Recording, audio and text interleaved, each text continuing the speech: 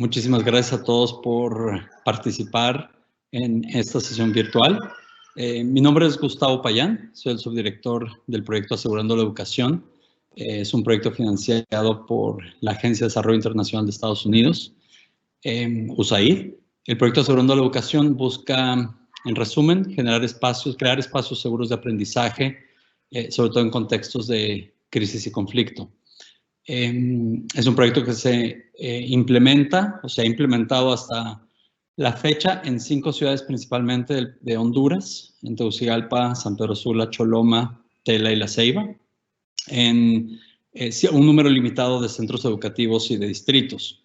Sin embargo, dadas las condiciones actuales, estamos haciendo ajustes y moviendo alguna de nuestra programación para una mayor cobertura de la comunidad educativa. Y usando unos medios, como todos nos tenemos que adaptar, como son los medios remotos y a distancia. Entonces, gracias por acompañarnos en viernes en la tarde. Quiero presentar, hay un equipo del proyecto trabajando con un servidor en manejar el aspecto de tecnología y en la facilitación y moderación de su interacción, de la interacción de ustedes como audiencia, por medios virtuales. Entonces, Alan Flores, un colega del proyecto, Héctor Bonilla y Lili Moya me están apoyando y ellos van a estar dando respuesta y filtrando algunas de las preguntas y comentarios que vayan ustedes mandando en el chat. Quiero destacar que es la primera vez que usamos esta plataforma para un evento de esta naturaleza y es probable que vayamos recopilando lecciones aprendidas desde la perspectiva de tecnología. Entonces, nos preparamos, creemos que va a salir bien. Y vamos a hacer una grabación de esta misma sesión para que lo sepan ustedes y que va a estar disponible posteriormente en las redes del proyecto y de la Secretaría de Educación. Gracias nuevamente por acompañarnos. Quiero empezar por reconocer lo desafiante y difícil que es esta emergencia, que es la crisis que estamos viviendo. Es una crisis sin precedentes, difícil de poder definir una fórmula, ¿no?, para poder resolver todos los problemas que estamos enfrentando. Y muchos de nosotros o muchos de ustedes es difícil para todos, pero muchos han sufrido a lo mejor de otras pérdidas y de ciertas condiciones que complican más nuestros roles como padre o como madre, como hijo, hermano, hermana, además de nuestro rol como profesionista o en nuestro oficio, nuestro modo de vida. Es un momento difícil para todos. Y todos nos hemos tenido que adaptar. Y es precisamente un poco el tema que vamos a hablar el día de hoy, es crisis y el rol de la autoridad en el contexto de una crisis, y en particular de esta que estamos viviendo, y del rol que tienen directores de centros educativos, ustedes, o directores distritales o municipales en el sistema de educación de Honduras en esta crisis. Entonces, mi sentido y caluroso abrazo para todos en estos momentos difíciles. El programa ejecutivo de liderazgo en educación, que es lo que estamos lanzando el día de hoy en su formato virtual, inició el año pasado.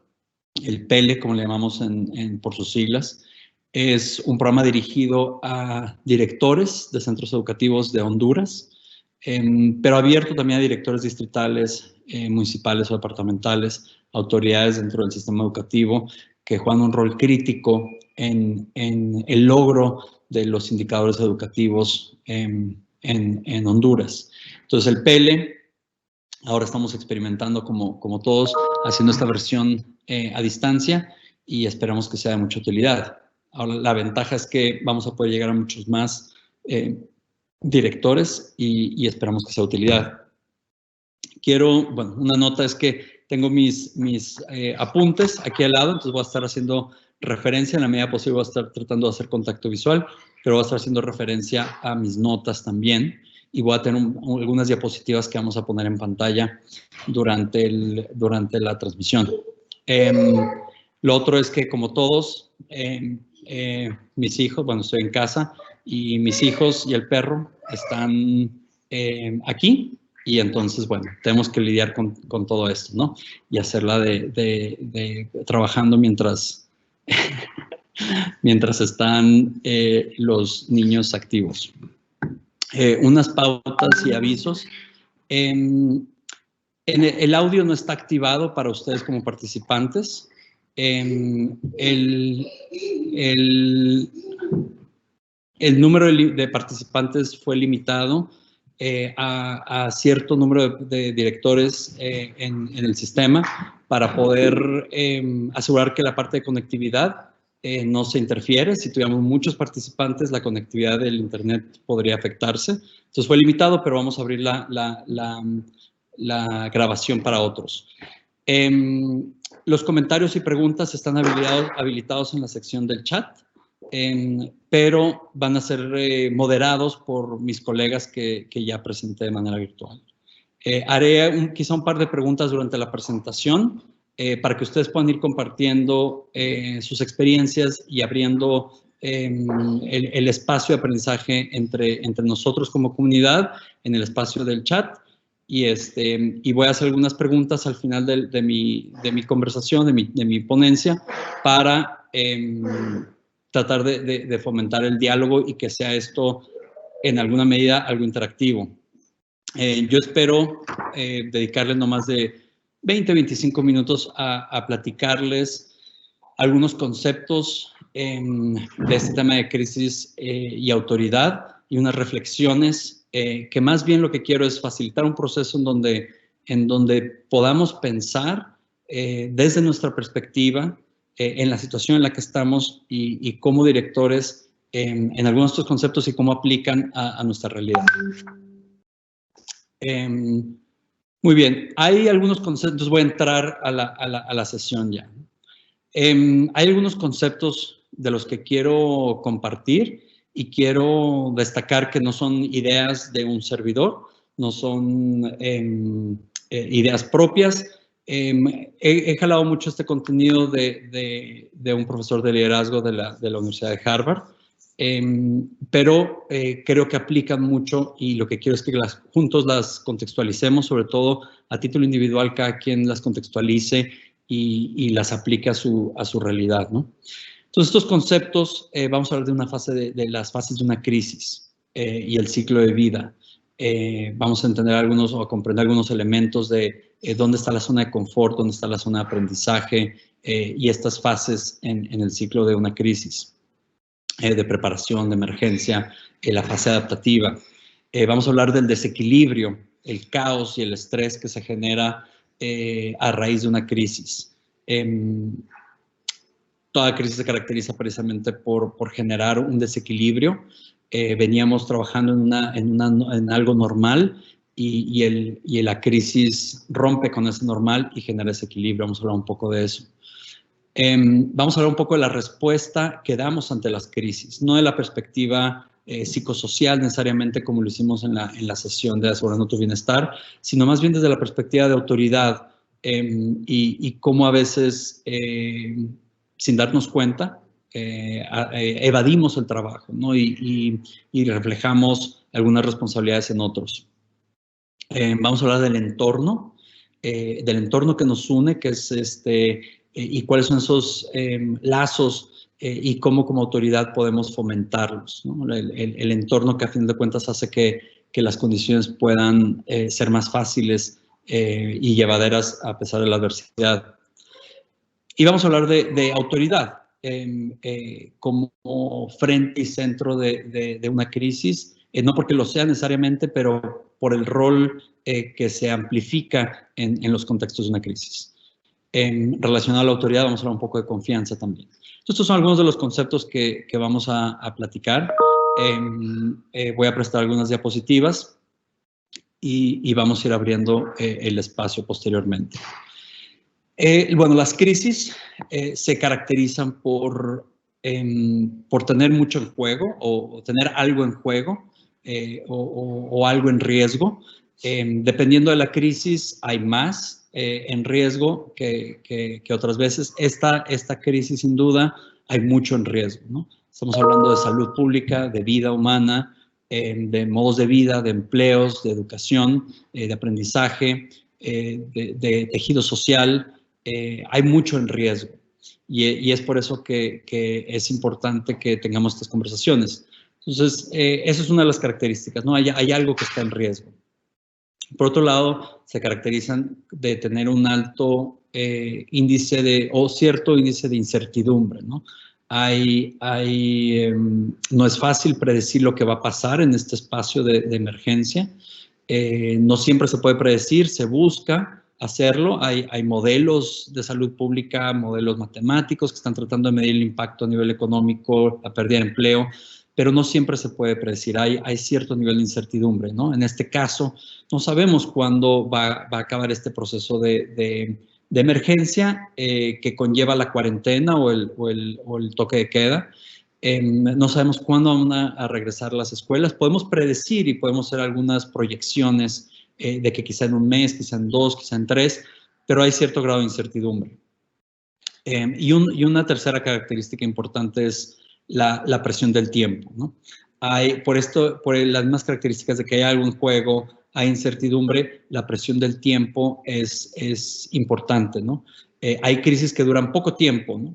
Y dependiendo de la crisis, obviamente. Esta crisis en particular, su fase de emergencia está durando más de lo que habíamos pensado hace quizá un mes.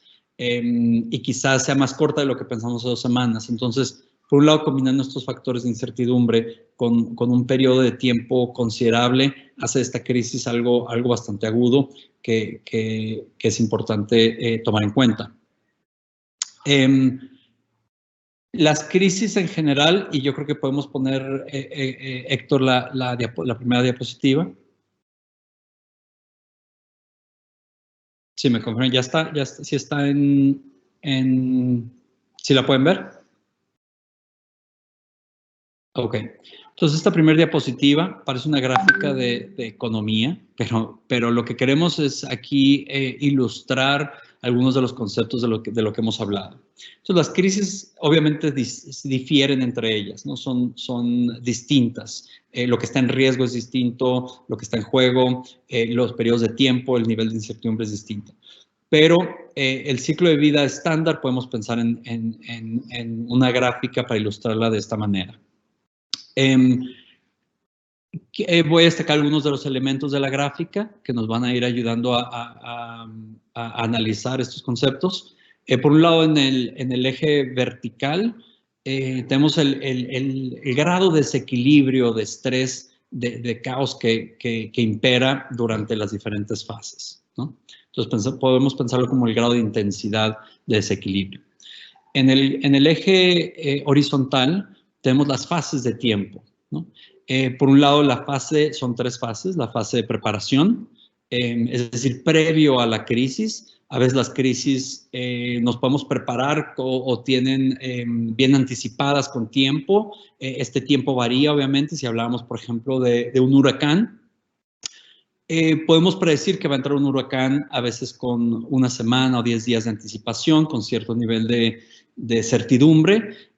A veces un terremoto, por ejemplo, es mucho menos el tiempo de preparación específico al momento, ¿no? Obviamente sabemos que va a llegar un temblor, un terremoto, pero la fase de preparación de cuándo sabemos que va a llegar ese momento específico varía. Entonces hay esta fase de preparación. Hay una fase de emergencia, que es la que estamos viviendo en este momento, en donde estamos en un proceso de desequilibrio, de estrés, de cierto nivel de caos. Y de nuevo, esta fase de emergencia varía y a veces son dictaminadas por factores naturales, a veces son determinadas por generalmente los gobiernos, sobre todo si pensamos en unas crisis de esta naturaleza, de salud pública, por ejemplo, ayudan a determinar la duración de la fase de emergencia. Y luego está la fase adaptativa. y en esto es donde quiero que también pensemos y pongamos mucho énfasis, ¿no? En esta parte y cómo nos vamos preparando desde hoy para esta fase adaptativa, que es el nuevo normal. Ya que se haya estabilizado la crisis, entramos a esta fase adaptativa. Entonces, son los ejes. Las líneas, que espero que se puedan distinguir los colores. Hay una línea color como rojo rosado, que está horizontal y luego se despunta y luego baja. Esta línea representa la cantidad de estrés que una organización, una entidad puede tolerar. Pensamos en términos de una olla de presión, por ejemplo, ¿no? Tenemos la olla de presión y ¿cuál es ese nivel máximo de presión que puede tolerar la olla sin que explote, ¿no? No quiero decir con esto que el nivel máximo de presión que puede tolerar es el nivel óptimo, ¿no? Pero ese es el límite máximo. Por otro lado, tenemos la línea azul, a la que nos referimos como la cantidad de estrés requerida para generar un cambio y estamos pensando en un cambio positivo, ¿no? Entonces, bueno, está la línea azul. Y luego está la línea punteada, que es nuestra zona de confort y el estado en el que estamos. Entonces, podemos pensar que en la fase de preparación estamos en una zona de confort, en donde está por debajo generalmente del nivel de estrés que nos requiere un cambio, por eso actuamos de manera normal, se mantiene, pero en el momento, en el punto rojo, que es el punto A, que es cuando sucede la crisis, nuestra zona de confort se dispara, ¿no? Estamos incómodos, el estrés, el desequilibrio genera incertidumbre, genera caos y la zona de confort se dispara mucho más allá, en muchos casos, de lo que podemos tolerar. Entonces pensamos como individuo, pensamos como familia, como comunidad, como organización, como sistema. Por eso vemos la línea punteada por arriba, en la fase de emergencia, por arriba de la línea roja. El nivel de caos es a veces más de lo que uno piensa que puede tolerar. Y llegamos al punto B, que es cuando acaba la intersección, donde acaba la emergencia, inicia la fase adaptativa y tenemos que identificar hacia dónde vamos a ir entonces, dónde llega nuestro nuevo normal, ¿no? Y dónde lo colocamos. Entonces, ¿cómo del shock, de la crisis, del punto A, llegamos al punto B y pasamos por un proceso de aprendizaje y llegamos a todo este proceso de adaptación en donde empezamos y partimos o empezamos a partir de un nuevo normal, de este punto B. Lo importante es asegurarnos que la cantidad de estrés es regulada por las autoridades. Entonces aquí es donde empezamos a hablar del rol de la autoridad. Esta regulación de la olla de presión, ¿no? Asegurarnos que reconocemos el nivel de estrés que existe, pero lo regulamos y ayudamos a gestionarlo de manera que es tolerable. Sabemos que se va a disparar. Hay gente que está sufriendo pérdida de vida, hay gente que está sufriendo pérdida de empleo y sabemos que ese nivel de estrés se va a disparar y que a lo mejor lo que podemos hacer para regular es limitado. Pero es importante que desde la perspectiva de autoridad reconozcamos qué es lo que sí podemos hacer. Hay elementos que nos van a ayudar a llegar a esta zona de aprendizaje de una manera menos turbulenta, por decirlo así. Entonces, en este momento, en esta zona de emergencia, todos estamos atravesando un proceso, obviamente, de adaptación. El caos y el desequilibrio que se genera necesita regularse para llegar a una zona de aprendizaje óptima donde el nuevo normal nos sirva para próximas emergencias. Algo que es importante destacar, y si quieres podemos bajar la diapositiva, Héctor.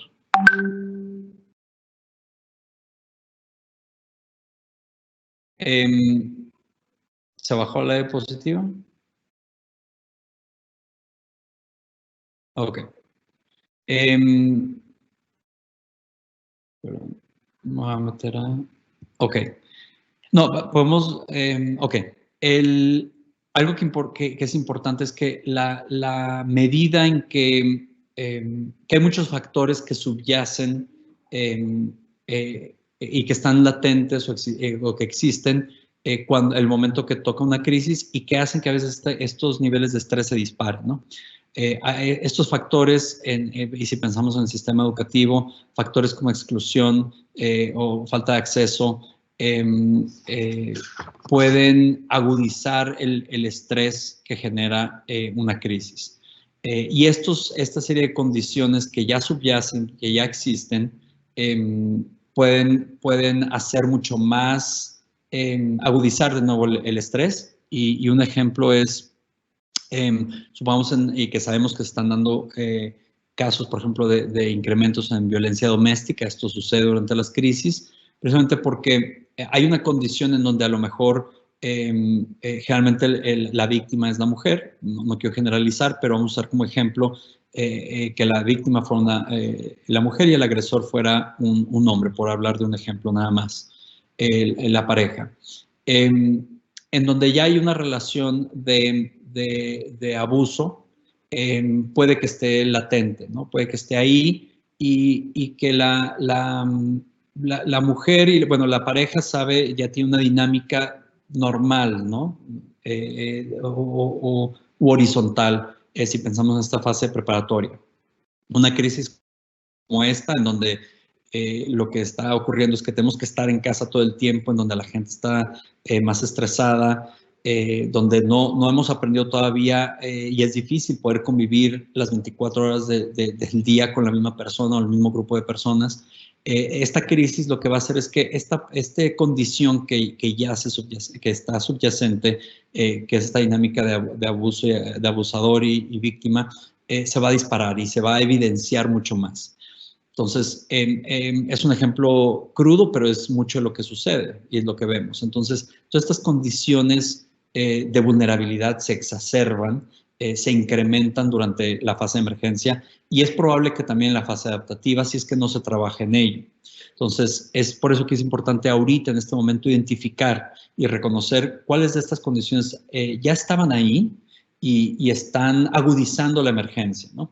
Sabemos que, por ejemplo, la gente que trabaja en economía informal es vulnerable, ¿no? Porque no están dentro de un sistema formal, porque hay muchas condiciones, es muy volátil, porque hay muchos factores que determinan su ingreso o su éxito económico. Entonces, es una condición de vulnerabilidad trabajar en la economía informal. Una crisis de esta naturaleza lo que está haciendo es que estas condiciones de vulnerabilidad están exacerbándose, están agudizándose aún más. Lo que podemos hacer es reconocer esas condiciones que durante la fase preparatoria parecían normales o estaban invisibilizadas y hacer algo al respecto. Yo pienso en las condiciones, por ejemplo, del sistema educativo y las condiciones de nuestra educación en Honduras. Y la exclusión, por ejemplo, a la que lamentablemente están sujetos muchos estudiantes. Y pensemos, por ejemplo, en estudiantes con discapacidades, ¿no? Auditivas o una discapacidad de la vista, por ejemplo, ¿no? Es una limitante, es una condición que los limita y que con una crisis así, a lo mejor se va a exacerbar mucho más, ¿no? Su exclusión, su condición de posible exclusión. ¿Por qué? Porque entonces ahora estamos limitados a una forma remota de educación en donde donde no puede haber mucha interacción física entre el docente y el educando. Y a lo mejor estamos apoyándonos en medios remotos como el radio o la televisión. Entonces, un estudiante con discapacidad en esta condición ya de vulnerabilidad va a exacerbarse aún más en esta crisis. Es importante pensar en estas condiciones que subyacen y cómo agudizan lo que es la pandemia, la crisis de salud pública, cómo está visibilizando toda esta serie de condiciones ya de vulnerabilidad. Muy bien. Si pueden poner nuevamente la gráfica de anterior. hay un poco que quiero hablar de la fase adaptativa, que porque demanda esta regulación de la que hablamos, ¿no? De la regulación de la olla de presión.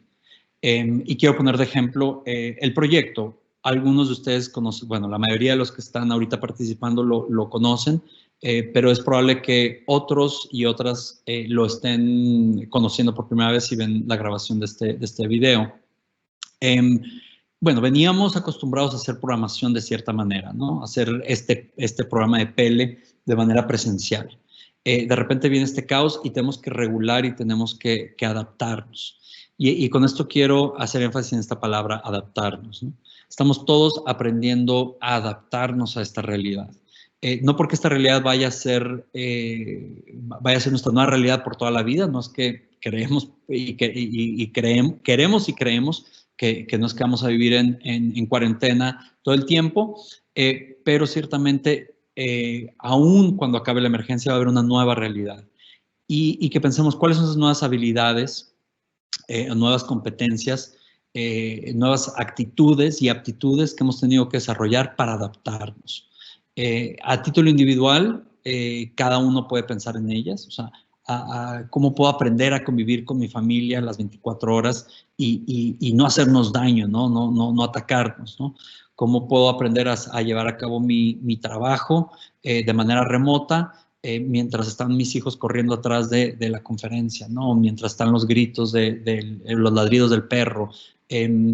Cómo puedo continuar con mi vida de esposo si he perdido mi empleo, ¿no? Y yo que era el proveedor, ahora no tengo, y qué tengo que adaptar, qué nuevas herramientas, qué nuevas habilidades tengo que desarrollar para poder llegar a esta zona de adaptativa, esta fase adaptativa y no morir en el intento, ¿no? Y morir, lo digo entre comillas, ¿no? Aunque también, ¿no? Lamentablemente es una cuestión de vida o muerte para alguna gente. Entonces, esta presión de la que hablamos, de la línea punteada, puede representar un peligro, ¿no? Es donde vemos también el incremento, hablaba hoy del caso del abuso doméstico, pero es donde vemos también, o es la razón por la que vemos incremento en el abuso de sustancias, por ejemplo. Si esta fase no está regulada, puede fácilmente llevarnos de manera individual o colectiva a conductas nocivas. Entonces, es bien importante estar consciente de ello. Esta parte de emergencia que nos va forzando a adaptarnos a nuestra nueva realidad, pensemos en el día de hoy, ¿no? ¿Cuán diferente ha sido el día de hoy a hace 2 meses, ¿no? Que tuviste que adaptarte para llevar a cabo tu día y cualquiera que haya sido tu rol como madre, como esposo, como hijo, como hermano, como director, todas las adaptaciones que has tenido que hacer en esta fase de emergencia. Pero quiero que enfaticemos también las adaptaciones que tenemos que hacer pensando en la en la fase de adaptación o en la fase adaptativa y cómo vamos trabajando en ello para recuperarnos más rápidamente. Gracias, podemos bajar esa diapositiva. Voy a tratarme de ir un poquito más rápido y les voy a pedir entonces la siguiente diapositiva, la de las funciones de autoridad. Entonces, si podemos publicar esa. Ahora, hemos hablado mucho de las crisis, de estas fases, de estas etapas, de la regulación que tiene la autoridad que fungir. Y quiero hablar de algunas de las funciones claves que se han identificado. Hay muchas funciones de la autoridad, pero algunas funciones que son clave de la autoridad durante la fase de emergencia. Quiero destacar también que el rol de autoridad se convierte en más crítico aún en estas emergencias. Entonces, ahora estamos más pendientes de lo que dice, por ejemplo, el presidente, o de lo que dice el padre de familia o la madre de familia que se considera la autoridad. Ahora estamos más pendientes de lo que el alcalde está haciendo. Entonces, en las fases de crisis, todo esto es naturaleza. Volteamos a ver a la autoridad para que nos preste algunos de estos servicios, para que ejerza estas funciones, ¿no? Pensemos en un ejemplo muy sencillo. Cuando un niño, y justo eso le pasó a mi niño de 3 años hace ratito, se cae y tiene un accidente, nos abrió la boca. ¿Qué es lo primero que hace? busca al padre, se cae el niño, digamos, un niño de 4 o 5 años se cae, tiene un accidente, ¿qué es lo primero que hace? Es buscar al padre o la madre, a ese rol de autoridad para que pueda ayudarle a estabilizar y a dar esa sensación de seguridad. Entonces, el niño va corriendo, no necesita voltear a ver a la papá, la mamá, anda en el parque o en donde sea, y ni siquiera se está fijando dónde está el papá o la mamá. Pero tiene un accidente y lo primero que hace es buscar a esa autoridad para él o para ella como niño, ¿no? Que es su padre o su madre o su tutor. De la misma manera, es un ejemplo muy sencillo, pero lo quiero usar como analogía porque es lo mismo que sucede. O sea, buscamos y le prestamos más atención a la autoridad en esta fase. ¿Qué guías, qué directrices nos va a dar ante este caos y ante este desequilibrio? Y es donde el rol de la autoridad se convierte en crítico. Y vamos a hablar de algunos aspectos de autoridad y estas funciones para que ustedes ahora empiecen desde su perspectiva, desde su rol como directores distritales, municipales o de centros educativos, empiecen a pensar en cómo esto aplica a su rol. Estas funciones, aquí están divididas como en 4, pero en realidad son algunas funciones compuestas, ¿no? Lo primero es anclar, y por anclar me refiero como que dar esa estabilización, ¿no? O sea, el barco se está moviendo fuertemente y está la tormenta y hay turbulencia en el mar, por decirlo así. Lo que busca es que esta autoridad pueda anclar y darnos ese sentimiento o esa sensación de que no estamos a punto de caer al caos, ¿no? Sino que hay cierto nivel de estabilidad y cierto nivel de poder asegurar este entorno, llámese entorno lo que sea, ¿no? Llámese el entorno físico en ese momento, el entorno del sistema del día a día. Entonces, es una función importante, que es como la reacción primaria y más crítica de poder atender al principio, ¿no? Pensemos en el padre o madre, que lo primero que tiene que hacer es darle esa seguridad al hijo, a la hija que se cayó, y para que se pueda relajar y podamos entonces empezar a tomar medidas y a tomar acciones para dar respuesta. Entonces, precisamente el punto número 2, ¿no? Tomar estas acciones decisivas y dirigir la respuesta de la organización, y pensemos, por ejemplo, también en una familia. Bueno, ¿cómo vamos a decir, ante esta crisis, qué decisiones vamos a tomar? ¿Quién va a ir a hacer las compras? ¿Cómo vamos a salir? ¿Cómo nos vamos a proteger en cuanto a salud? ¿Quién va a poder ayudar al niño, a la niña, o al abuelito, a la abuelita en sus necesidades? Hay servicios que se cortan. ¿Quién va a cumplir esos servicios a lo mejor de cuidado, de salud? Entonces empezamos a dirigir la respuesta. No significa que nada más sea un rol de la autoridad, es un rol de todos. Pero ciertamente la autoridad ayuda a empezar a definir y delegar para que colectivamente se pueda dar respuesta. Y es precisamente ese primer punto, ¿no? De dirigir, proteger, ordenar, ¿no? Empezar a ordenar la casa, ¿no? Es por eso, ¿no?, que buscamos el rol de la autoridad al presidente, al alcalde, al presidente de la organización, al jefe de proyecto, al director distrital, para que nos empiece a ayudarnos a ordenar en esta nueva fase de emergencia, ¿no? Algo que es importantísimo, diría yo, reconocer es que la autoridad va a improvisar y todos vamos a improvisar. Hay emergencias de nuevo donde ya hemos practicado, ¿no? A lo mejor las zonas que han sido afectadas previamente por huracanes o por terremotos ya tienen cierta experiencia que pueden ir practicando, pueden ir definiendo algunos protocolos. Siempre en cada una de estas emergencias, sea un terremoto en la Ciudad de México, hay varios terremotos y cada vez que hay uno nuevo, ya hay nuevos protocolos, hay nuevas prácticas que ayudan a minorar el golpe, ¿no? A que estos niveles de estrés se reduzcan, no sean tan caóticos o nocivos, pero cada crisis es distinta, ¿no? Y afecta de manera distinta. Entonces, vamos a tener que improvisar, y ciertamente ahorita en la emergencia actual requiere mucha improvisación. No hay una fórmula secreta, no hay un protocolo específico. La autoridad va a improvisar y es necesario. Improvisar con la evidencia que pueda tener, con cierto respaldo, no estoy diciendo inventarse nada más ahí se va, improvisar sobre la marcha e ir mejorando en base a lo que se va aprendiendo. Entonces, es importante como autoridad y como no autoridad reconocer esto, porque a veces queremos o esperamos que entonces la autoridad tenga todas las respuestas y que deba de tenerlas, y si hay una equivocación, a veces somos demasiado críticos. Y como autoridad nos puede tocar, ¿no? Como padre de familia, a lo mejor puedo decir, bueno, o junto con mi esposa podemos pensar, bueno, esta va a ser la manera en que vamos a llevar a cabo tu día de escuela a mi hijo, ¿no? A Santiago. Santi, así vamos a llevar. Y a lo mejor nos dimos cuenta que no funciona. Y tenemos que improvisar o tenemos que adaptarlo, ¿no? Y en base a lo que vamos aprendiendo. Esto lo hacemos a veces de manera intuitiva, o muchas veces lo hacemos de manera intuitiva. Vamos,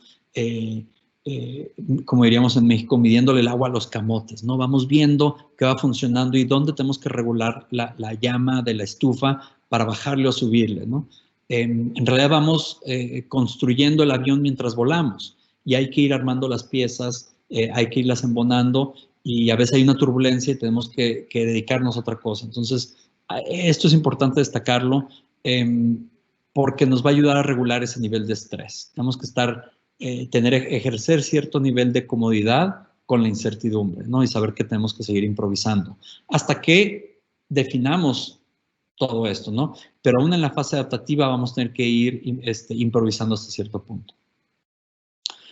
El tercer punto, gestionar el desequilibrio, lo hemos platicado hoy un poco viendo la gráfica, es de poder regular esta parte de desequilibrio para que entonces no se convierta en un caos sin marcha atrás, ¿no? Que tenga consecuencias sin marcha atrás. Entonces, para mí es inevitable pensar en esas acciones o conductas nocivas que no se pueden, a las que no se le puede dar marcha atrás, ¿no? Y pienso en la vida de gente que está en mayor riesgo ahora, damos el ejemplo del abuso doméstico,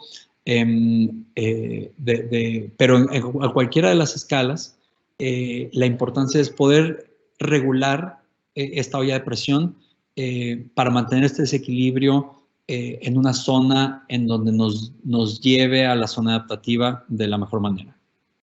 Entonces, la acción, hemos hablado mucho de la acción, ¿no? De qué acciones hay que tomar. Pero hablemos hay que hablar de 3 otros puntos que ayudan a gestionar el desequilibrio y uno de ellos es la presencia, ¿no? El estar presente. Es por eso que vemos presidentes de naciones dando conferencias de prensa todos los días, ¿no? El director de la escuela de mi hijo lo que hace es mandar un video todos los días, un video corto de 2 minutos, todos los días, para tener esa presencia como director a la comunidad educativa, a los docentes, a los alumnos, a los padres de familia, para asegurarnos que él está presente y que está involucrado, ¿no? ¿Cómo hacemos notar nuestra presencia? Varía de las condiciones y nuestro rol. Puede ser llamadas, puede ser reuniones. En el caso de los presidentes, obviamente hacen conferencias de prensa, usan redes sociales. Pero lo importante es que sobre quienes ejercemos cierto nivel de autoridad sepan que estamos presentes. Ahora, no se trata nada más de estar presentes por estar presentes, ¿no? La gente sabe cuando hay corazón, ¿no? La gente sabe cuando hay empatía. Entonces, esa presencia con corazón es importante, ¿no? Reconocer las pérdidas, reconocer las dificultades y los desafíos es importante.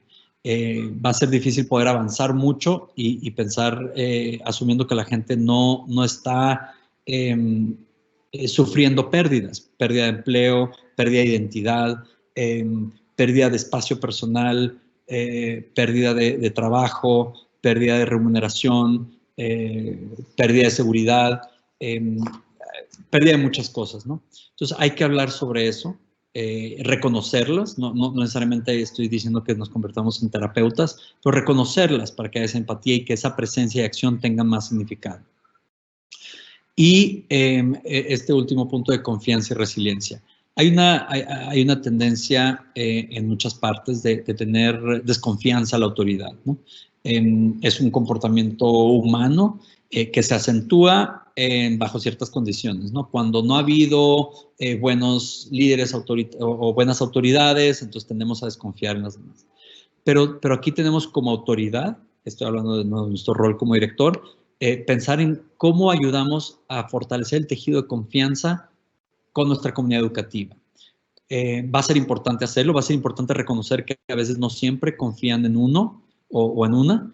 Y también confiar en la capacidad de resiliencia que tiene la comunidad para poder salir adelante a pesar de la adversidad. Entonces, no se trata de victimizar a nadie, confiar en que pueden salir adelante, pero reconocer que hay un elemento de confianza importante para que entonces podamos salir adelante. Estoy reconociendo la hora, gracias Alan por avisarme. Entonces, muy rápido, voy a terminar con este punto y el siguiente slide, o la siguiente filmina. Yo espero que me tome 5 minutos y lo abrimos a preguntas y respuestas. Por último, en cuanto a las funciones, es el de enmarcar y definir los asuntos claves para la fase adaptativa. ¿Qué necesitamos ir pensando hoy para esta fase adaptativa, ¿no? Para cuando acabe la fase de emergencia, ¿qué necesitamos pensar? Cuando abramos, y si pensamos en términos de esta emergencia y de los centros educativos, digamos que el punto B, cuando acabe la emergencia, es cuando podamos reabrir las puertas del centro educativo. ¿Qué necesitamos estar pensando ahorita? ¿Qué asuntos son claves para prepararnos para ese momento? Probablemente es que no todos los alumnos van a entrar al mismo momento, a lo mejor no todos los grados, se abren las puertas del centro, pero no necesariamente para todos los grados, sino hacerlo de manera paulatina para asegurarnos la seguridad física de todos. ¿Qué espacios de contención socioemocional o psicosocial vamos a poder abrir en nuestros centros educativos una vez que entremos en la fase adaptativa, reconociendo las pérdidas de uno mismo, de nuestro personal, de los estudiantes? ¿De qué manera vamos a poder tratar de entregar un currículum académico reconociendo las limitantes, el tiempo que no se ha podido dar clases del todo, pero reconociendo que tampoco podemos empujar todo el CNB de un solo, sino que tienes un proceso gradual e irlo priorizando? Y obviamente algunas de estas responsabilidades yacen en la secretaría o a nivel central o en algunos de ustedes, ¿no? Pero, de nuevo, desde la perspectiva de ustedes como autoridad que ejercen sobre un distrito, sobre un municipio, sobre un centro educativo, ¿qué necesitamos ir pensando ahorita para que esta fase adaptativa sea lo más productiva y lo más protectora posible? Entonces, con eso voy a acabar esta filmina y pasamos a la siguiente y con eso voy a concluir. Algo que es importante reconocer es que a veces queremos, como autoridad, tratar algunos problemas de una manera técnica. Y con esto quiero hacer esta diferenciación entre un proceso técnico y un proceso adaptativo. Proceso técnico podríamos pensar hasta cierto punto, por ejemplo, una cirugía, en donde sabemos cuál es el padecimiento, sabemos cuál es el objetivo de salud y cuál es el proceso quirúrgico que hay que llevar a cabo, ¿no? Un cirujano, un doctor lo sabe, ¿no? Es un proceso técnico, ¿no? Que requiere cierto nivel de improvisación pero hay un proceso relativamente claro basado en la ciencia. Un proceso adaptativo, la ruta no es tan clara, ¿no? La ruta es más o menos como luce aquí, ¿no? En el proceso, en el trabajo técnico, vemos de punto A a punto B, sabemos, ¿no? Y a través del tiempo va hacia esta curva, ¿no? Hasta llegar al punto B, ¿no? Es relativamente predecible hasta cierto punto. El trabajo adaptativo, responder a una crisis de esta naturaleza, no luce nada como esto, ¿no? No sabemos exactamente, ¿no? Intentamos y a lo mejor subimos, vamos de este primer punto rojo al segundo, donde subimos, pero a lo mejor el siguiente paso que damos, bajamos, y a lo mejor volvemos a bajar, y a lo mejor subimos. Entonces, la ruta no es tan clara.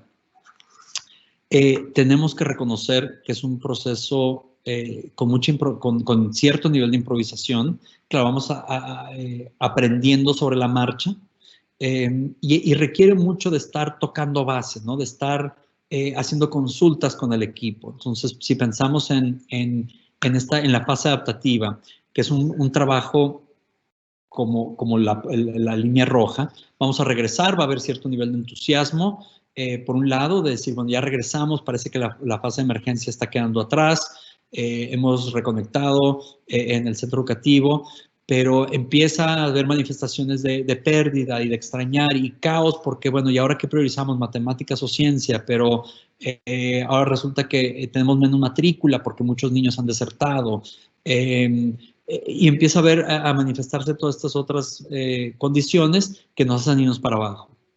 Bueno, hay que estar constantemente tocando base, ¿no? Hay que estar constantemente preguntándonos, ¿cómo vamos hoy? ¿Cómo vamos hoy en relación a los objetivos que queremos? ¿Cómo vamos en el logro de nuestros objetivos? Y estos procesos de corrección sobre la marcha, de corrección sobre el curso, tienen que hacerse constantemente. Porque el patrón de conducta de esta ruta no es tan predecible. Hay muchos factores, muchas condiciones que van a afectarla para bien y para mal. Entonces, requiere de mucha retroalimentación constante de los equipos, de los miembros de una organización. Entonces, si lo piensan a nivel de municipio, a nivel de centro educativo, va a requerir de mucha participación, mucha retroalimentación. Entonces, es algo que es importante destacar, estar bien conscientes. Y en la medida que podamos hacer de este proceso algo adaptativo de manera saludable, vamos a ir generando esa confianza. En la medida que lo hagamos con presencia, con corazón, con convicción, vamos a poder hacer de esta fase adaptativa algo productivo, ¿no? A pesar de la adversidad. Con eso voy a concluir. Hay un poquito más, pero sé que me alargué, me emocioné mucho con estos temas. Voy a concluir ahí para poder dar pie a preguntas, a comentarios. Quisiera escuchar, sí, pueden quitar el slide, gracias. Quisiera abrirlo a preguntas, comentarios, pero no, lo que quisiera es también escuchar de ustedes, no escuchar literalmente, pero al menos leer algunos ejemplos, quizá algunas vivencias, que abramos este espacio en donde puedan ir compartiendo, ¿no? ¿Dónde se sienten ahora? ¿Cómo es alguno de estos conceptos? Si un concepto pudieras aplicar a tu vida hoy como autoridad en tu centro educativo, en tu municipio, en tu distrito, ¿qué concepto te llevas, que te sirve, que dices, esto no lo he pensado de esa manera y creo que es importante que aplicando este concepto a mi rol, voy a hacer este cambio, ¿no? Voy a pensar en la fase de emergencia de esta manera, en la fase adaptativa de esta manera. Me gustaría escuchar para que otros en la audiencia puedan también reflejar sobre ese mismo aprendizaje, ¿no? Entonces voy a abrir las preguntas, voy a revisar el chat.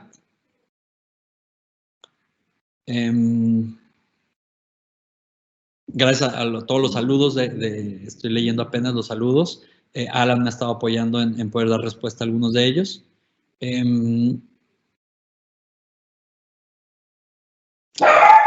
Perdón, hablando de adaptación, voy a ponerlo en mute para que el perro no tome protagonismo.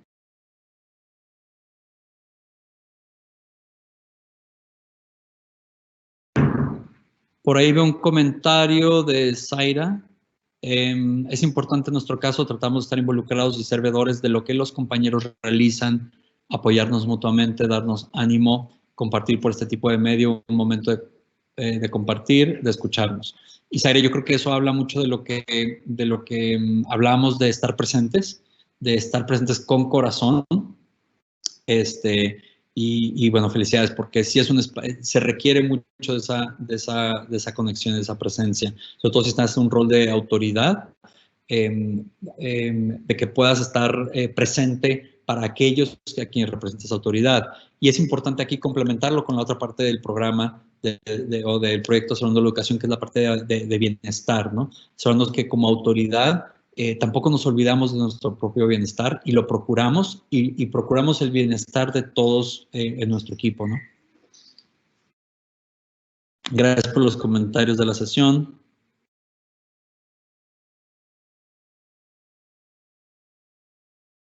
No sé si hay alguna pregunta, si quisieran que ahondar en algún concepto en particular, o si quieran compartir algún ejemplo de lo que están viviendo como directores o a título autorial, a lo mejor como autoridad en su familia, algún concepto que les haya funcionado. Para poder compartir tienen que escribir en la sección del chat para que puedan compartir y Alan como moderador va a estar publicando las preguntas. Ahorita yo que ya acabé la presentación puedo dedicarle un poquito de tiempo a irlas leyendo. Agradezco los comentarios de todos. Pero va a ser importante también escuchar retroalimentación, ¿no?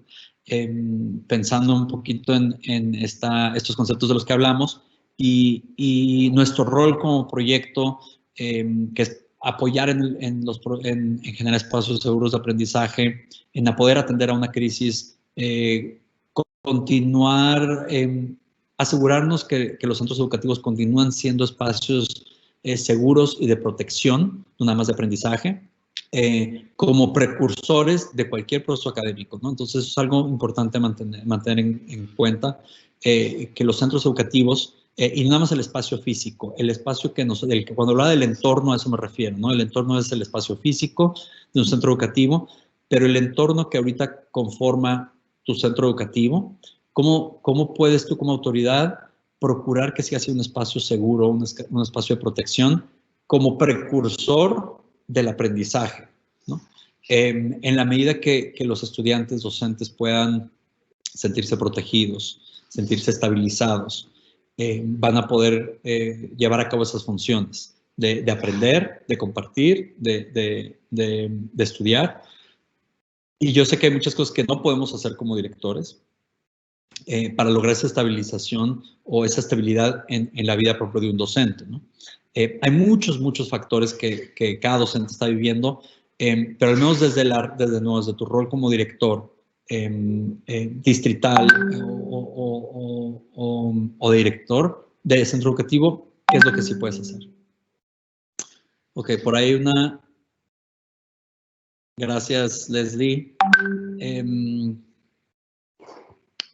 Ok. Perdón, ese clic es WhatsApp que está Alan alimentándome algunas de las preguntas. Por ahí comentarios de Silvia Coto. Es muy importante, les digo, que no estresemos a nuestros colaboradores. Dosificar el trabajo es esencial, tanto nosotros como administradores y los docentes con sus alumnos. En efecto, esto es parte de la regulación de la olla de presión, ¿no? Entonces, por un lado nos toca a nosotros también, en cualquiera que sea nuestro rol, nos toca también que alguien nos regule esa presión para que entonces no la pasemos a los demás, ¿no? Pero aunque nos esté llegando la presión a nosotros, podamos hacer esa regulación de la olla de presión. Juan Fonseca pregunta, ¿cómo darle seguridad en sí misma a una población que vive en una comunidad de extrema pobreza que no tiene para comer y mucho menos para comprar equipo de bioseguridad? Y este es el dilema crítico, ¿no? Entendemos que hay necesidades elementales y básicas que no están siendo cubiertas, y es lo que hablamos un poco, estas condiciones de vulnerabilidad que subyacen y que una crisis de esta naturaleza está exhibiendo, exponiendo, magnificando, amplificando. Entonces, yo sé que es difícil, y no sé cuál es tu rol, Juan, pero si eres director probablemente de un centro educativo, por ejemplo, no es difícil poder darle de comer a la gente y va a ser difícil poder estudiar si la gente tiene hambre, ¿no? Si la población estudiantil, si en una familia no hay las medidas básicas de sobrevivencia, lo reconozco. Lo que hay que pensar es qué sí se puede hacer, ¿no? Y desde, por ejemplo, el proyecto, lo que te puedo decir es el ejemplo que nosotros como proyecto, y pensamos esto todos los días, ¿no? O sea, ¿cómo podemos hacer de un centro educativo un espacio seguro de aprendizaje cuando hay necesidades básicas no cubiertas?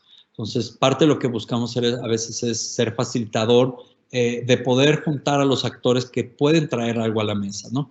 No es nuestra misión como proyecto, a veces, por ejemplo, tratar el tema de meriendas escolares, pero hay otros que lo están haciendo, ¿no? No es nuestra función o misión como proyecto el tema de salud pública o el tema sí,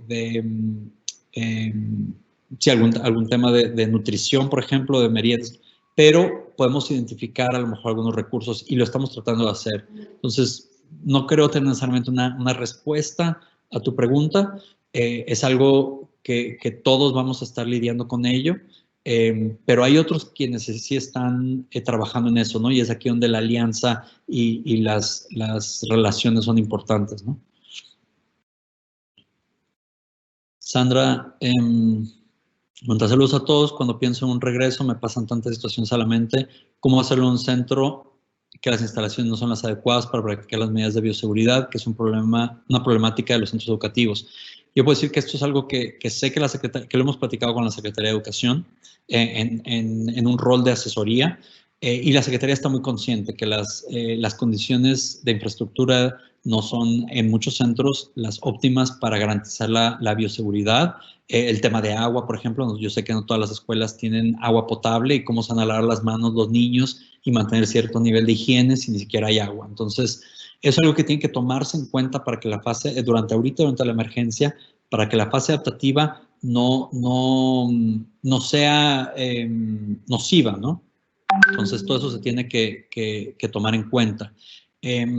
Lo que está haciendo está magnificando, ¿no?, un problema de condiciones e infraestructura de los centros educativos. Entonces, eso no se va a resolver en una semana o en un año probablemente, pero es algo en donde las autoridades, y si hablamos de autoridad a un nivel más macro, tienen que poner atención, y en donde nosotros tenemos que dar esa retroalimentación, tocar base ahí con nuestra autoridad, decir, ok, muy bien, nos estamos preparando, estos son los puntos importantes para la fase adaptativa, pero estas son las condiciones que tenemos que abordar, y son condiciones que se van a tener que abordar para que una emergencia de esta naturaleza no vuelva a tener los mismos efectos negativos, ¿no?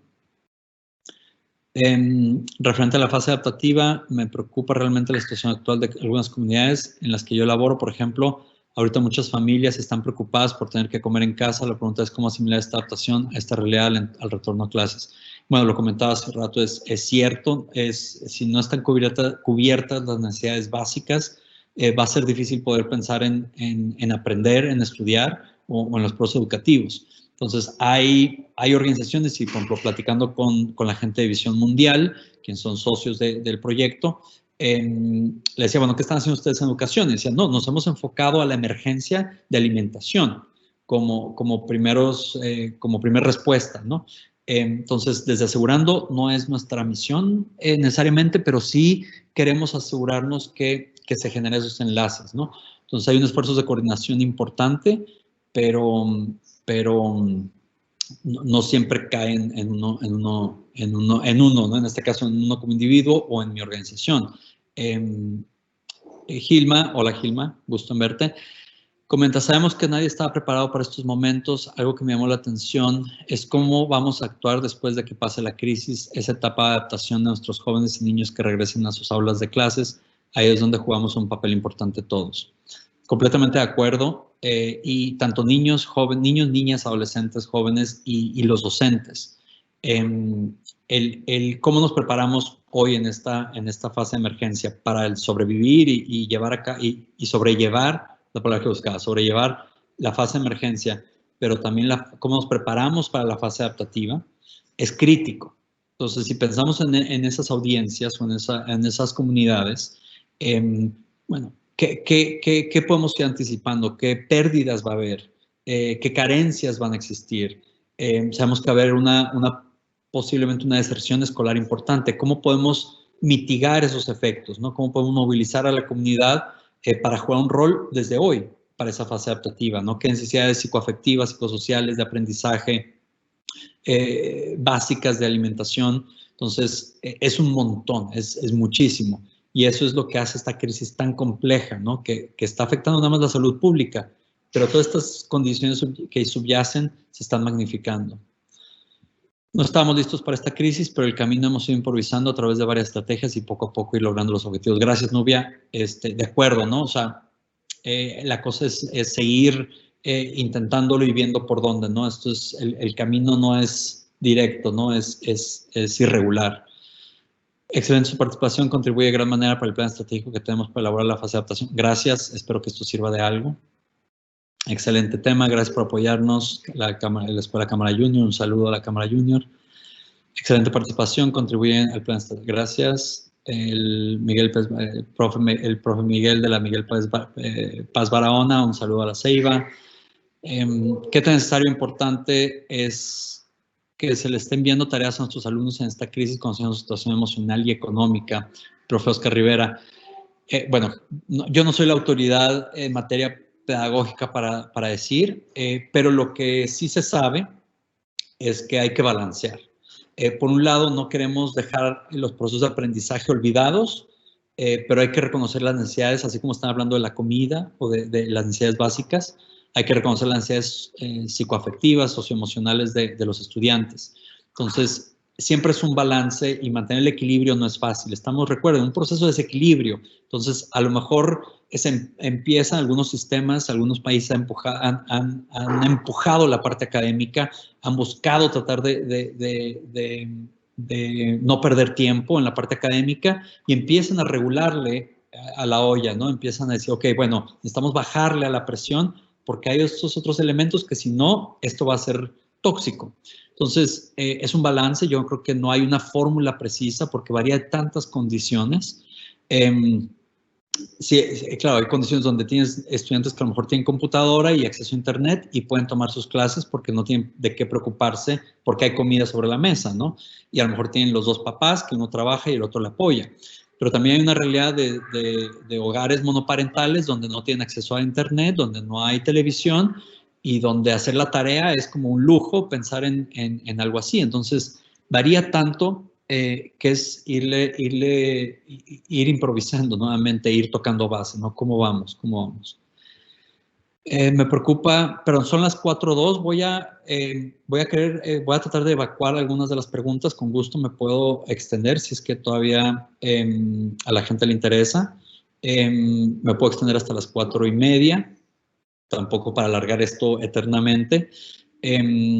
Los que necesiten terminar o retirarse, adelante, no hay problema, pero voy a tratar de seguir abordando algunas de las preguntas. Me preocupa la estandarización de los aprendizajes, ya que cada centro educativo tiene su propia realidad. Se deben dar lineamientos, pero tener como directores la oportunidad de adaptarlos a nuestra situación, a instituciones. De consultar las bases, como se sugiere, es determinante. Eso lo pregunta Iván Ríos. Gracias, Iván, yo estoy de acuerdo. Es un reto enorme, ¿no? Ya desde la perspectiva de pedagogía y académica, es qué tanto estandarizamos algo y pensamos que se va a poder entregar de la misma manera a toda la población. Así, digamos, estudiantes no digamos de un solo grado, digamos segundo ciclo, ahí les va este contenido. La realidad es que los procesos de aprendizaje y los modelos educativos van a tener que ser mucho más flexibles. Y también los sistemas de medición, las evaluaciones, va a tener que ser mucho más flexible. Y yo sé de primera mano que la Secretaría de Educación está pensando en ello y está haciendo esas adaptaciones. Entonces, mucho va a quizá recaer en la autoridad a nivel de centro educativo también, que ellos puedan manejar esto. Y se requiere esta regulación a todos los niveles de autoridad. Bueno, eso es hablando de caos. Este tiempo lo debemos de aprovechar para reflexionar, darnos cuenta de la importancia del tiempo en familia, tratar de buscar estrategias que sean más factibles para que los docentes, estudiantes y padres de familia seamos más unidos. Por más difícil que sea la situación, ya sea económica, emocional, debemos unirnos, trabajar en equipo. Gracias, Aira. Yo creo que a eso queremos apuntarle y eso es algo que todos debemos estar bien conscientes y eso es resiliencia a final de cuentas, ¿no? Que todos podamos rebotar de esta emergencia en un mejor lugar frente a la adversidad. Sé que no es la realidad para todo el mundo, pero es lo que buscamos promover.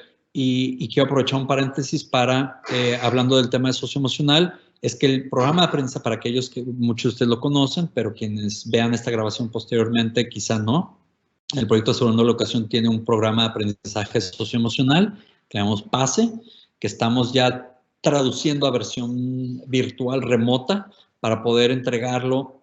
De nuevo, no va a ser a la totalidad de los estudiantes porque no todos van a tener los medios probablemente para poder participar en él, gente que no tiene internet o tele, pero vamos a buscar la manera de expandirlo. Entonces, con eso es un asocio o un trabajo con la Secretaría de Educación, reconociendo las necesidades socioemocionales y un programa de bienestar docente, reconociendo la importancia de trabajar en este aspecto con los docentes. Cristian, lo felicito, buena charla y me gustó bastante el hecho de adaptarme y enviar a mis compañeros un video de aliento que podamos adaptarnos a la situación que vivimos en estos momentos, ya que las últimas comunicaciones con ellos han sido solo para pedirles evidencias de los trabajos que les envían los alumnos para llenar los informes que están pidiendo las autoridades educativas. Y es cierto, ¿no? O sea, tenemos que tener presencia, no nada más en la parte académica, y este es un consejo que va a todo nivel de autoridad, ¿no? Y quiero que sepan que lo estamos transmitiendo de alguna manera a todos los niveles de autoridad. Estamos en ese proceso de regulación, improvisando. Estamos, digo, como sistema, todos como parte del sistema educativo, ¿no? Y todos tenemos un rol. Entonces, pero dentro de lo que tú puedas hacer, Cristian, si eres director de escuela o director estatal o municipal, puedes hacer algo con la comunidad sobre la que ejerces esa autoridad, ¿no? Helen, una de las preocupaciones que tenemos todos los docentes y autoridades del centro educativo Monseñor Fiallos 1, un saludo a la Monseñor, son muchos padres de familia que han comentado que sus hijos no volverán a clases luego de retornar a estas porque sus prioridades son otras. Podemos anticipar un alto grado de deserción o un grado de deserción, eso va a suceder. Lo que podemos tratar de hacer es, a partir de hoy, prepararnos para esa fase adaptativa, esa fase a ese punto B, cuando regresen las escuelas, abran las escuelas, e ir entendiendo mejor cuáles son esas necesidades y de qué manera los centros educativos pueden ayudar a satisfacerlas. Parte del rol que juegan los centros educativos, esto todos que estamos aquí, que trabajamos en educación, lo sabemos, pero no siempre somos conscientes. El rol de un centro educativo es de aprendizaje, desde la parte académica, estas competencias en los estudiantes, pero también es un lugar de protección. Es un centro de protección para el niño, niña y en gran medida hasta los educadores también. En la medida que podamos continuar fortaleciendo el rol del centro educativo como un espacio de protección, los padres, madres y tomadores de decisiones van a valorar más el poder mandar a sus hijos o hijas a los centros educativos. Si lo ven no nada más como el espacio donde tienen que ir a aprender y hacer tarea y mantenerlos ocupados, sino un espacio donde van a estar protegidos, física, emocional, socialmente, donde están desarrollando estas otras competencias, no nada más las académicas, pero también las necesidades psicosociales o psicoafectivas se están satisfaciendo. En esa medida vamos a poder lograr mayor impacto. Hay otras necesidades básicas como la alimentación. Pasa mucho en emergencias de esta naturaleza. Hay muchos casos de evidencia de lo que pasó con ébola en África, en algunos países de África, en donde se incrementa el trabajo infantil, se incrementa la deserción escolar, ¿no? Ahora los estudiantes, niños o niñas o jóvenes, tienen nuevos roles que fungir, ¿no? Ya sea cuidador de los hermanos más pequeños, ya no vas a la escuela porque ahora tienes que cuidar a tus hermanos porque ahora tengo que trabajar 3 turnos para poder sobrevivir. O sabes que olvídate de ir a la escuela porque ahora vas a tener que trabajar porque no tenemos y ahora tenemos una deuda más amplia, ¿no? O sea, todo eso son un par de ejemplos de las realidades que sabemos que va a suceder. No tengo yo, y ciertamente yo sé que nadie aquí no yace no es una fórmula mágica. Pero es ir anticipando y reconociendo estas tendencias para poder ir haciendo algo al respecto. Y de nuevo, en la medida en que los centros educativos sean espacios de protección y seguridad, va a ser un incentivo adicional para las escuelas y los estudiantes. Excelente participación y creo que es un gran reto el enfrentar esta nueva crisis en centros educativos. Que Dios nos ayude y nos dé sabiduría para mantener la confianza y la fe en la resiliencia. Es importante. Gracias, Iris. Así es, debemos ser más reflexivos y ver el papel que tenemos como líderes para fomentar la empatía a situaciones inesperadas. Gracias, Leslie. Y si se dan cuenta, hablé de autoridad y no de líderes.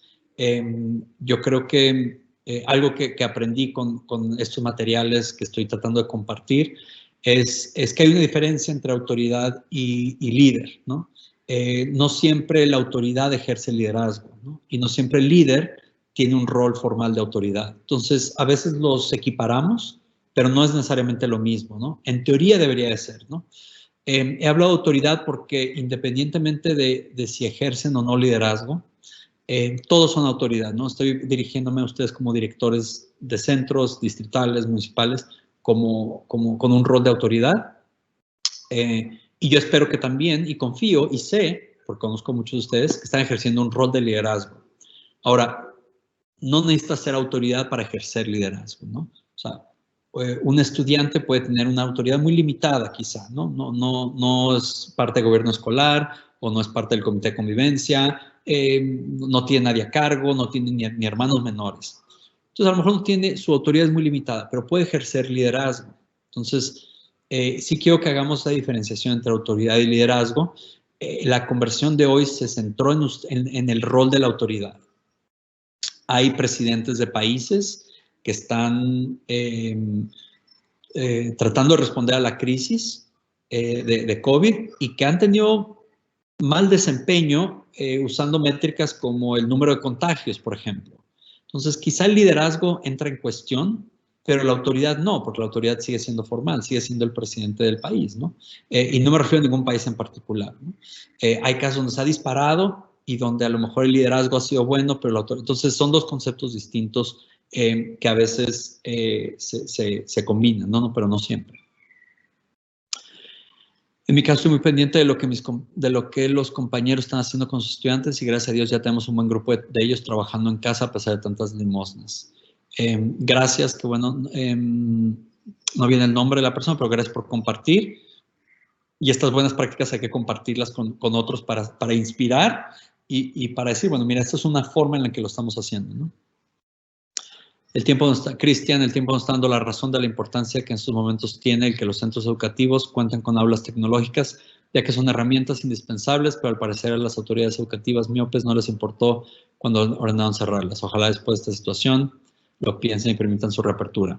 Ok, gracias, Cristian.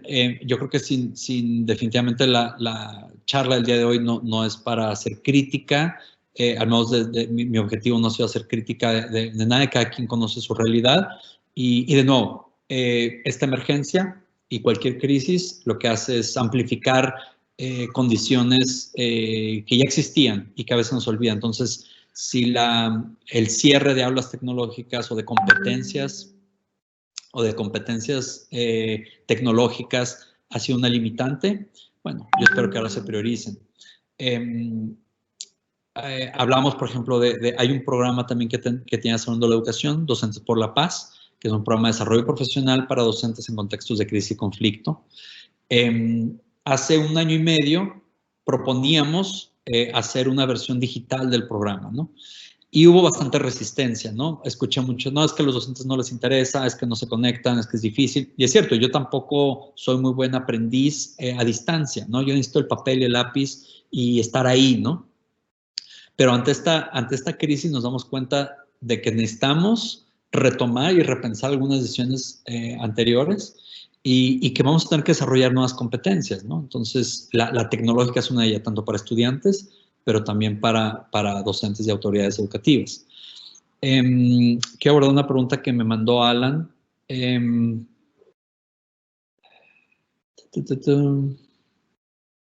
¿Cuánto dura la fase adaptativa? Bueno, la verdad es que yo no tengo la respuesta, porque esta fase de adaptación puede, no es, lo que quiero es que no lo pensemos de manera estática en estas fases, ¿no? No es como que, pum, aquí acaba y dependiendo cómo definamos ciertos puntos, entonces, por ejemplo, la emergencia la definimos, por ejemplo, en el caso de Honduras, cuando el gobierno declaró una emergencia nacional quizá, ¿no? Quizá a partir de ahí y cerraron los centros educativos y hubo toque de queda, ¿no? Entonces, no significa que la emergencia no pudo haber empezado cuando se dio el primer caso, o desde antes, o después. Entonces, hay que usar diferentes métricas para definir cuándo empieza una fase o cuándo empieza la otra. En este caso estoy usando ciertas métricas o ciertos hitos, ¿no? En el contexto de los centros educativos y el sistema, estoy pensando, cuando se reabran las escuelas, ese sería el momento, un momento donde empezaríamos una fase adaptativa.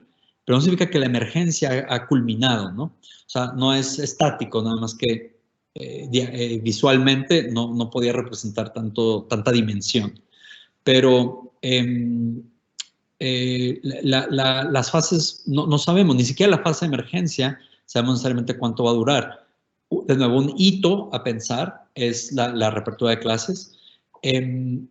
Yo creo que va a depender a nivel sistema. Yo creo que esto es nada más lo que yo pienso, cuánto va a durar. en el contexto del sistema educativo. Yo creo que hay diferentes como niveles. A nivel sistema de educación, no nada más la Secretaría, sino el sistema, todos los que comprendemos el sistema educativo, docentes, estudiantes, escuela, todo, hay una fase para el sistema.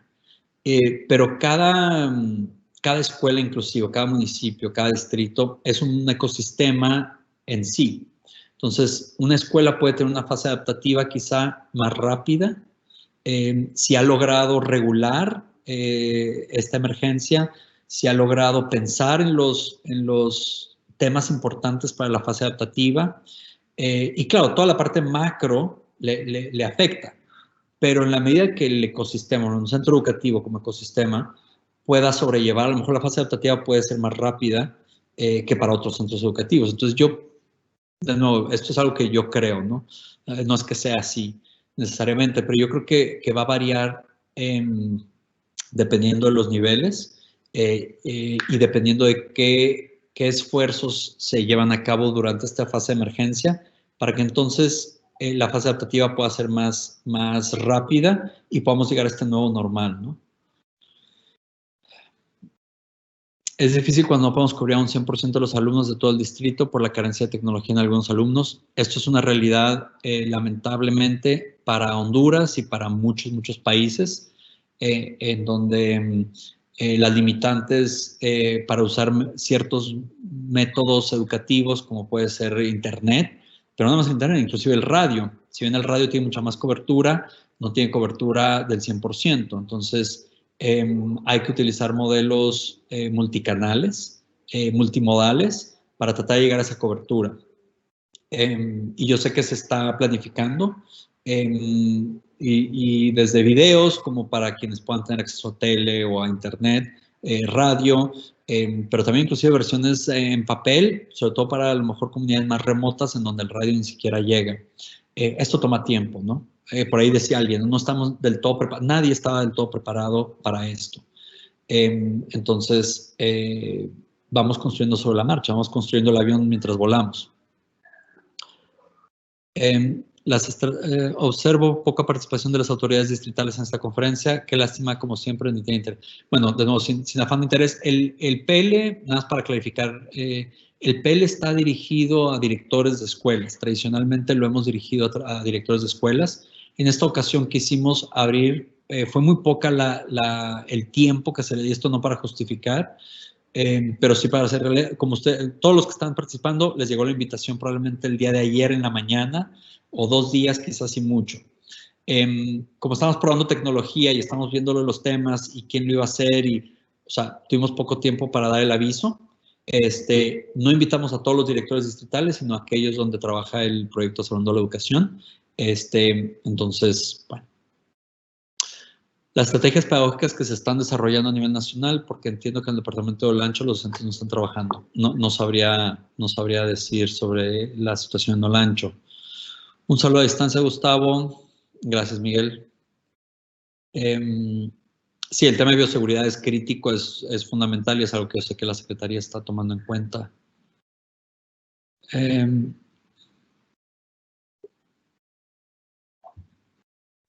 Voy a irme rápido. Sé que Alan ya ha ido abordando algunas de las preguntas. Gracias, Alan. Felicidades, Liceo. Iris, ¿qué tal, Iris? ¿Cómo estás? Bueno, aquí visibiliza las exigencias diarias que tienen con el montón de tareas que debemos asignar. Hay un gran porcentaje de nuestros alumnos que no tienen acceso a Internet ni tienen para comer. Difícil situación. Quiero pensar, Iris, y para todos aquellos que están en la misma situación, que esto sí es parte del proceso de improvisar, es parte del proceso de regulación, ¿no? La respuesta no siempre es la ideal de primera entrada. Hay que recibir retroalimentación para ir haciendo ajustes. No lo digo para justificar a nadie, ni disculpar a nadie.